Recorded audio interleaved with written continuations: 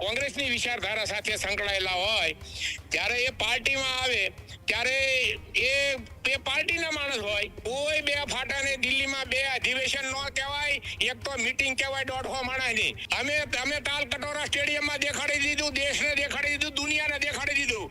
25 રાજ્યોમાંથી કોળી સમાજના પ્રતિનિધિઓ આમ ઉમટી પડે કે પગ મૂકવાની જગ્યા નહોતી. જે રીતે સમાજને ગેરમાર્ગે દોરવા માટે થઈને કઈક જૂથો જે આમ સામે લડવાના પ્રયત્નો કરે છે અને એકાબીજીને ટાર્ગેટ કરવાના પ્રયત્નો કરે છે. સામાન્ય રીતે આ બંને સામાજિક સંસ્થાઓમાં રાજકારણ ન ઘૂસે એટલા માટે અમે લોકો આનાથી થોડા અંતર જાળવી રહ્યા હતા. તો એની અંદર સમાજનો દુરુપયોગ થયો હોય એવું સ્પષ્ટપણે અમારું માનવું છે. કોળી સમાજના 2 અધિવેશન બાદ ત્રીજું જૂથ છે તે એક્ટિવ થયું. કોળી સમાજના આગેવાન કરશન વેગડના ફાર્મ હાઉસ પર આ બંધ બારણે બેઠક મળી હતી. હજુ સુધી તમે અમારી ચેનલને સબસ્ક્રાઇબ નથી કરી તો અત્યારે જ ન્યૂઝરૂમ ગુજરાતને સબસ્ક્રાઇબ કરો, ફેસબુક અને ઇન્સ્ટાગ્રામ પર ફોલો કરો.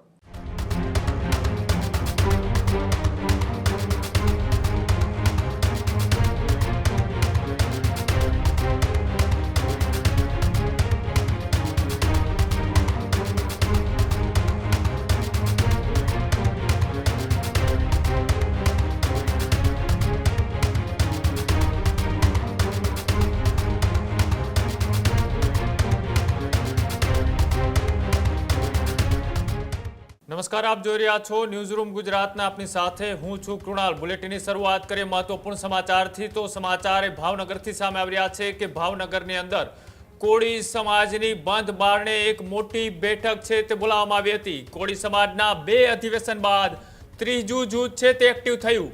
કોંગ્રેસ સમર્પિત કોળી સમાજના આગેવાનો અને નેતાઓએ ભાવનગરમાં એકઠા થયા. કોળી સમાજના પૂર્વ ધારાસભ્યો પણ આ બેઠકની અંદર હાજર રહ્યા. કોળી સમાજના આગેવાન કરશન વેગડના ફાર્મ હાઉસ પર આ બંધ બારણે બેઠક મળી હતી. સાથે જ પૂર્વ ધારાસભ્ય પૂંજા વંશ, પૂર્વ ધારાસભ્ય ઋત્વિજ મકવાણા, ચાલુ ધારાસભ્ય વિમલ ચુડાસમા પણ આ બેઠકની અંદર હાજર હતા. ત્યારે બાબુભાઈ વાજા, રાજેશભાઈ ગોહેલ, મનુભાઈ ચાવડા પણ આ બેઠકની અંદર હાજર હતા. સાથે જ બળદેવ સોલંકી, રમેશ મેર, પ્રવીણ રાઠોડ પણ આ બેઠકમાં હાજર. કોળી સમાજના રાજકીય અને સામાજિક મુદ્દાઓ ઉપર આ બેઠકની અંદર છે તે ચર્ચા કરવામાં આવી. બેઠકનો મૂળ એજન્ડા સ્પષ્ટ નહીં, પણ અનેક મુદ્દે આ બંધ બારણે બોલાવેલી બેઠકની અંદર ચર્ચાઓ કરવામાં આવી. કોળી સમાજમાં નવી ચર્ચાઓ કે શું બેની લડાઈમાં ત્રીજો ફાવી જશે? કોળી સમર્પિત જે આગેવાનો હતા કે જેઓ કોળી સમાજના અનેક મુદ્દાઓને લઈ અવાજ ઉઠાવતા હોય છે, લડત આપતા હોય છે, એ કોંગ્રેસ સમર્થિત કોળી સમાજના આગેવાનો હવે શું કોઈ નવી રણનીતિ રચી રહ્યા છે? અનેક રાજકીય ચર્ચાઓ અત્યારે ભાવનગર પંથકમાં ચાલી રહી છે. આજે બંધ બારણે જે બેઠક બોલાવવામાં આવી હતી, આ બેઠક પાછળનું કારણ શું? હમણાં જ 2 કોળી સમાજના દિગ્ગજ નેતાઓ વચ્ચે જે આંતરિક લડાઈ ચાલી રહી છે તેની વચ્ચે દિલ્હીની અંદર 2 અધિવેશન બોલાવવામાં આવ્યા. પેલા કુંવરજી બાવળિયા જૂથના લોકોએ અધિવેશન બોલાવ્યું, ત્યારબાદ હીરા સોલંકી જૂથના અને અત્યારના જે રાષ્ટ્રીય પ્રમુખ કોળી સમાજના છે તેવા વિરેન્દ્ર કશ્યપ છે તેની અધ્યક્ષતાની અંદર એ સંમેલનને દિલ્હીની અંદર બોલાવવામાં આવ્યું. બંને સંમેલનોને લઈ પણ સમાજમાં ભારે ગરમાવો જોવા મળ્યો હતો, ચર્ચાઓ થઈ હતી. તેની વચ્ચે ફરી એક વખત કોળી સમાજના આગેવાનો, કોંગ્રેસ સમર્પિત નેતાઓ ભાવનગરની અંદર કરશન વેગડના ફાર્મ હાઉસ ઉપર એક બંધ બારણે બેઠક બોલાવે છે. આ બેઠકને લઈ પણ ભારે ચર્ચાઓ થઈ રહી છે. ત્યારે આપણી સાથે મનુભાઈ ચાવડા જોડાયેલા છે કે તેઓ પણ આ બંધ બારણે થયેલી બેઠકની અંદર તેઓ હાજર હતા. મનુભાઈ, ખૂબ ખૂબ સ્વાગત છે ન્યૂઝરૂમમાં. Thank you. હું મનુભાઈ ચાવડા, એડવોકેટ અને અખિલ ભારતીય કોળી સમાજના વર્કિંગ પ્રેસિડેન્ટ ઓફ ઇન્ડિયા, કાર્યકારી અધ્યક્ષ છું. જ્યારે અખિલ ભારત કોળી સમાજનું કોઈ પણ સંમેલન હોય કે મીટિંગ હોય એ બિન રાજકીય હોય, એમાં બધી પાર્ટીના લોકો હોય. એમાં 50% ભાજપના હોય, 50% કોંગ્રેસના હોય, બીજી નાની સમાજવાદી પાર્ટી હોય, આમ આદમી પાર્ટી હોય, બધી પાર્ટીઓના લોકો અમારા સંગઠન કોળી સમાજના સંગઠનમાં હોય. બધી પાર્ટીઓના બધા રાજકીય આગેવાનો હોય.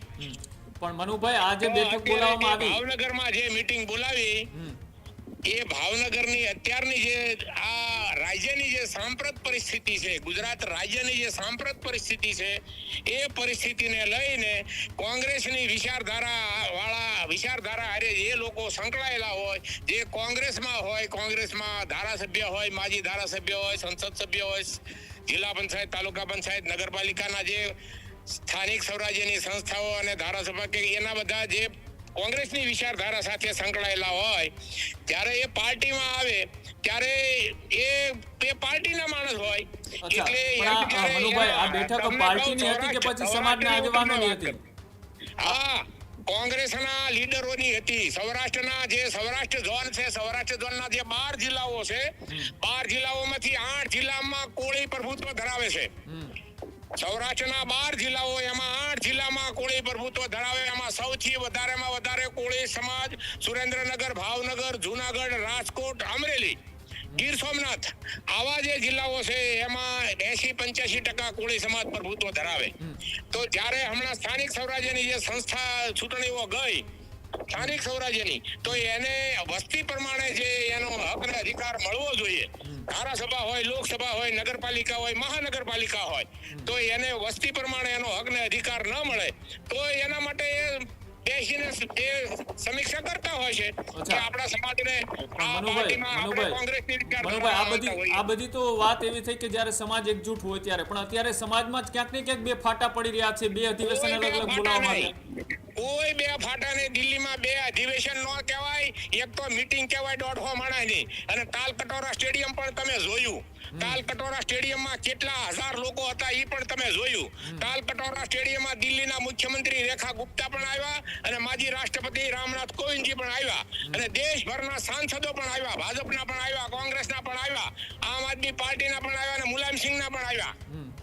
હમણો દિલ્હીમાં તો એને મહાસંમેલન કહેવાય. 150 માણસની મીટિંગ કહેવાય, એને સંમેલન ન કહેવાય. પત્રકારો ખોટા 150 માણસની મીટિંગ ને સંમેલન કરે છે. અચ્છા, પણ જે લોકોએ અધિવેશન બોલાવ્યું હતું એ તો એ જ લોકો એવું કહી રહ્યા હતા કે આ અધિવેશન છે, આ મીટિંગ નથી, અને કુંવરજી બાવળિયાની અધ્યક્ષતામાં ઈ થોડા એમ કે અમારી નાની એવી મીટિંગ હતી આમ. અચ્છા, તો સમાજ કઈ તરફ છે, કુંવરજી બાવળિયાના સંમેલન તરફ કે પછી વિરેન્દ્ર કશ્યપ? અમે તાલકટોરા સ્ટેડિયમમાં દેખાડી દીધું, દેશને દેખાડી દીધું, દુનિયાને દેખાડી દીધું. 25 રાજ્યોમાંથી કોળી સમાજના પ્રતિનિધિઓ આમ ઉમટી પડે કે પગ મૂકવાની જગ્યા નહોતી. 2-3 હજાર લોકો તો બહાર ટીવી જોતા હતા. અચ્છા, તો તમે પણ ટીવીમાં જોયું. અચ્છા, તો કુંવરજી બાવળિયા કહી રહ્યા છે કે સમાજ મારી સાથે છે. એ તો દરેક માણસ કે એ તો અમે દેખાડી દીધું, એને દેખાડી દેવાનું હતું. તો પછી સમાજની ચિંતા કરવા માટે કયું સંમેલન યોગ્ય હતું? હોય નહીં, અમે જે કર્યું હોય એની અમારે કોમેન્ટ કરવાની હોય, બીજાની કોમેન્ટ અમારે ન કરવાની હોય. અચ્છા, એટલે તમે એવું માનો છો કુંવરજી બાવળિયાએ માત્ર રાજકીય રીતના એક શક્તિ પ્રદર્શન કર્યું? એના વિશે કે મારે એક શબ્દ બોલવાનો હોય તમે મારા વિશે પૂછો. એના વિશે મારે શું કામ કેવું, કોઈના વિશે મારે બોલવું શું કામ જોઈએ? એ તો બધાને ખબર જ હોય. પિત્તળ શું છે, હોનું શું છે, કથીર શું છે, હોનું શું છે, દૂધ શું છે, પાણી શું છે, આખી દુનિયાને ખબર છે. તો અત્યારે જે બેઠક મળી હતી, આ બેઠકમાં કયા એવા કોઈ બીજા એવા મુદ્દે ચર્ચા થઈ? આ બે અધિવેશનની કોઈ ચર્ચાઓ કરવામાં આવી? નહીં, અધિવેશન બાબતે આમાં કોંગ્રેસની વિચારધારા હારે સંકળાયેલા હોય એને અધિવેશનને શું લાગે વળગે? એ તો મેં તમને કીધું કે અધિવેશનમાં તો બધી પાર્ટીના લોકો આવે, બધી રાજકીય પાર્ટીના લોકો આવે. અત્યારે જે સૌરાષ્ટ્ર ઝોન છે એના જે 12 જિલ્લાઓ છે એમાં સૌથી મોટી વસ્તી ધરાવતી હોય કોમ હોય તો કોળી કોમ છે. કોળી કોમ જે સૌરાષ્ટ્રની જે કોળી કોમ છે એના હક ને અધિકાર માટે પાર્ટીમાં શું છે એના માટેની ચર્ચાઓ માટે ભેગા થયા. અચ્છા, પણ આજે બે અધિવેશન બોલાવવામાં આવ્યા, બંને ભારતીય જનતા પાર્ટી સાથે લાગે વળગે નહીં.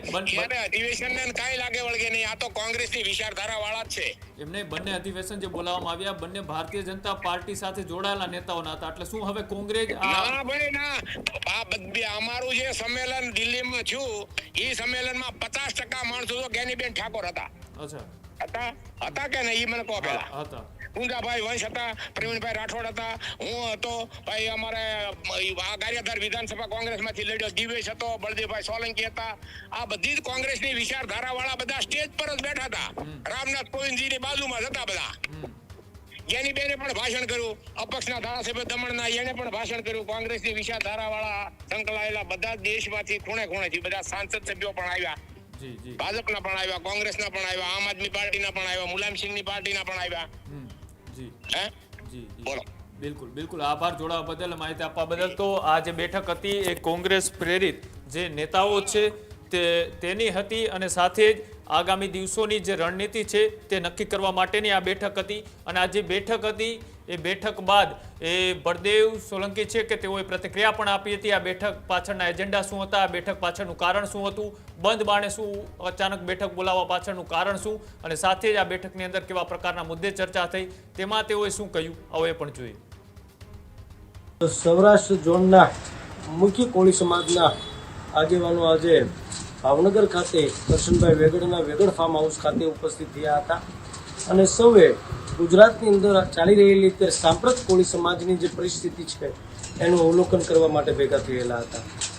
જે રીતે સમાજને ગેરમાર્ગે દોરવા માટે થઈને કંઈક જૂથો જે આમસામી લડવાના પ્રયત્નો કરે છે અને એકાબીજીને ટાર્ગેટ કરવાના પ્રયત્નો કરે છે, ત્યારે સમાજે શું વિચારવું અને સમાજને કઈ દિશા તરફ આગળ વધવું તેના માટે થઈને ચિંતન બેઠક કરવામાં આવી હતી.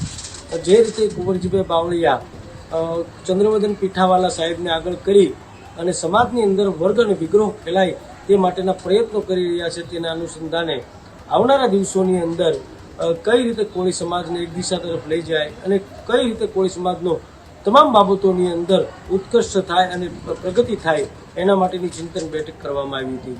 આવનારા દિવસોમાં ચોક્કસપણે એક દિશા અને નિર્દેશ કરી અને ચોક્કસપણે સમાજના હિત માટે જ્યાં કંઈ પણ લડવાનું થશે એ એક સુરે તમામ આગેવાનોએ લડવા માટેની તૈયારી દર્શાવી હતી. તો બિલકુલ જે રીતના તેઓએ કહ્યું કે સાંપ્રદાય પરિસ્થિતિ અને સમાજના અનેક મુદ્દાઓને લઈ આ બેઠકમાં ચર્ચાઓ કરવામાં આવી. એક બાજુ ભાવનગરનું રાજકારણ ઓલરેડી ગરમાયેલું છે. કોળી સમાજના આ દિગ્ગજ નેતાઓએ બંધ બાણે જ્યારે મિટિંગ કરે ત્યારે ચોક્કસથી કોઈ એવા મુદ્દાઓને લઈને ચર્ચાઓ થઈ હોઈ શકે કે જેની રાજકારણની અંદર સીધી અસર જોવા મળે. બીજી બાજુ જે કોળી સમાજ એ ગુજરાતમાં મોટી સંખ્યા ધરાવે છે, વોટિંગ પાવરમાં પણ મજબૂત છે, એ કોળી સમાજના બે ફાટા પાડવાના પણ ક્યાંક પ્રયત્નો થયા હતા. દિલ્હીની અંદર તમે જોયું હતું કે એક બાજુ કુંવરજી બાવળિયાના જૂથનું અધિવેશન તો બીજી બાજુ વિરેન્દ્ર કશ્યપ અને સાથે જ હીરા સોલંકી જૂથનું જે અધિવેશન યોજાયું. આ બંનેની તસવીરો પણ તમે જોઈ હતી. ત્યારે ક્યાંક આક્ષેપ પ્રત્યાક્ષેપો પણ થયા હતા અને સાથે જે આક્ષેપ પ્રત્યાક્ષેપ થયા હતા તેમાં કુંવરજી બાવળિયા જૂથ દ્વારા માત્ર શક્તિ પ્રદર્શન કરવામાં આવ્યું હોવાની વાત થઈ હતી. તો બીજી બાજુ કોળી સમાજે બંને અધિવેશનમાંથી એક પણ અધિવેશનમાં ન જવું તેવી પણ અપીલો કરી હતી અને તેની વચ્ચે હવે કોંગ્રેસ સમર્પિત કોળી સમાજના આગેવાનો અને નેતાઓની બંધ બારણે કરશન વેગડના ફાર્મ હાઉસ પર જે મિટિંગ મળી તેનો એજન્ડા શું હતો? આ બંને જે ભારતીય જનતા પાર્ટી સાથે જોડાયેલા લોકો એ સમાજના જૂથવાદ અને ફાટા પાડવાની અંદર મથી રહ્યા છે, ત્યારે શું કોંગ્રેસ સમર્પિત કોળી સમાજના આગેવાનોએ કોઈ નવી રણનીતિ સાથે કોળી સમાજની સાથે રાખી અને તૈયારીઓ કરી રહી છે? આવા અનેક સવાલો છે. ત્યારે આ જ બેઠકની અંદર કેટલાક પૂર્વ ધારાસભ્યો તો કેટલાક ચાલુ ધારાસભ્યો અને કોળી સમાજના આગેવાનો પણ ઉપસ્થિત હતા. ત્યારે આપણી સાથે પૂર્વ ધારાસભ્ય ઋત્વિજ મકવાણા જોડાયેલા છે. ઋત્વિજભાઈ, ખૂબ ખૂબ સ્વાગત છે. જી ધન્યવાદ. ઋત્વિજભાઈ, એક બાજુ એ બંને અધિવેશનો બોલાવવામાં આવ્યા, ક્યાંક ને ક્યાંક સમાજને બે જૂથની અંદર વેચવાનો પણ પ્રયાસ થયો અને અચાનક કોઈ જાહેરાત વગર આ બંધ બારણે બેઠક યોજાઈ. આ બેઠક પાછળનો એજન્ડા શું, ચર્ચા શું કરવામાં આવી અને કોણ કોણ ઉપસ્થિત હતું? એની અંદર મુખ્યત્વે કોંગ્રેસની અંદર જે માનનારો વર્ગ છે અને કોંગ્રેસના જે મહત્વના પદાધિકારીઓ છે એ અમે લોકો મળ્યા હતા. સામાન્ય રીતે અખિલ ભારતીય કોળી સમાજને જે આ બે વિવાદ ચાલી રહ્યો છે અને એક ગુજરાત કોળી સેવા સમાજ એક બીજું પણ સંસ્થા ચાલી રહી છે. સામાન્ય રીતે આ બંને સામાજિક સંસ્થાઓમાં રાજકારણ ન ઘૂસે એટલા માટે અમે લોકો આનાથી થોડા અંતર જાળવી રહ્યા હતા. પરંતુ પાછલા દિવસોમાં જે પ્રકારે અખિલ ભારતીય કોળી સમાજના કારણે જે વિવાદ ઉભો થયો છે એનું રાજકીયકરણ થતું હોય એવું લાગી રહ્યું છે ને એના કારણે સમાજને અતિશય નુકસાન થઈ રહ્યું છે. એટલા માટે અમે લોકોએ એવો નિર્ણય કર્યો છે કે ભાઈ આપણે દૂર રહીશું તો આ સંગઠનના વિવાદો વધશે અને સમાજને ભયંકર નુકસાન થશે. એટલે શક્ય હોય ત્યાં સુધી એની અંદર સહભાગી થવું અને એને બેલેન્સ કરવાનો પ્રયત્ન કરવો અને રાજકીય અંદર જે પેલું ઘૂસી ગયું છે તત્વ એ બિન રાજકીય રીતે જ સંસ્થા કામ કરે. બંને સંસ્થાઓ એક પ્લેટફોર્મ ઉપર આવે તો એના માટે પ્રયત્ન કરવો, નહીતર મહેનત કરીને અને સમાજને વિશ્વાસમાં લઈ અને સામાજિક સંસ્થાની અંદર વિવાદ કરતા હોય એવા તત્વોને એની અંદરથી દૂર કરવા. એના માટે ખુલીને મેદાનમાં આવવું પડે તો આવવું, એ બધા નિર્ણયો થયા છે.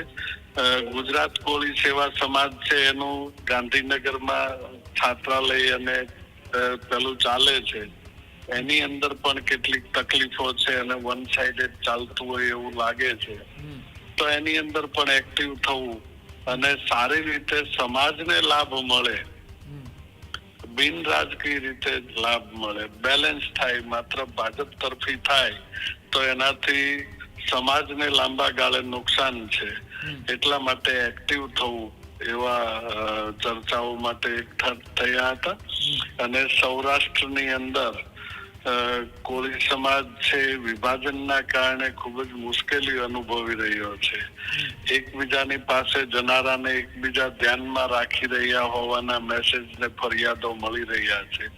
તો એને બેલેન્સિંગ કરવા માટે ખુલીને મેદાનમાં આવવું એવા પ્રકારની ચર્ચાઓ થઈ છે. અચ્છા ઋતુજભાઈ, આ જે બંને અધિવેશનો યોજાયા તે પહેલા પણ મેં તમારી જોડે વાતચીત કરી હતી. આ બંને અધિવેશનોની અંદર જે ચર્ચાઓ થઈ એ ચર્ચાઓથી તમને શું લાગે છે? આ સમાજની ચિંતા કરવા માટેનું અધિવેશન હતું કે પછી પોતાનું રાજકીય કદ વધારવા માટેનું?